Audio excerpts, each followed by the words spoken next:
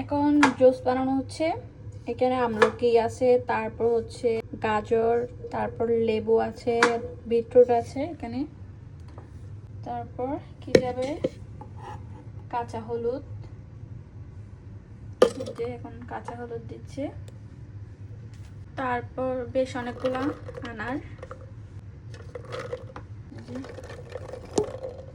এখন এখানে পানি দিয়ে এটা জুস বানানো হবে খাওয়ার জন্য। আচ্ছা, জুসটার উপকারিতা কি বলেন তো?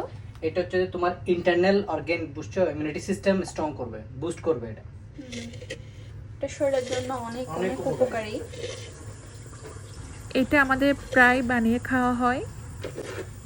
এটা হচ্ছে হেয়ার গ্রোথ, তারপর হচ্ছে ফেসের জন্য এন্ড শরীরের জন্য। কোনো ব্যাকটেরিয়া থাকলে তো এগুলো কিন্তু সব একসাথে খাবো না, ব্লেন্ড করে রাখবো।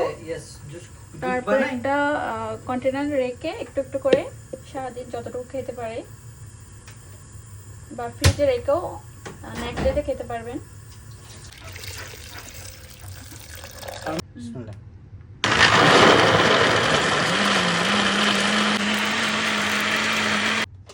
এখন এই যে বোতলে করে রাখতেছি।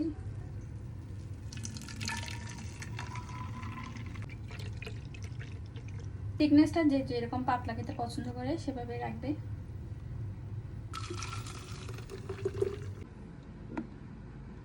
এরকম যে যতটুকু খেতে পারেন ছোট একটা গ্লাস নিয়ে একটু একটু করে খাবেন।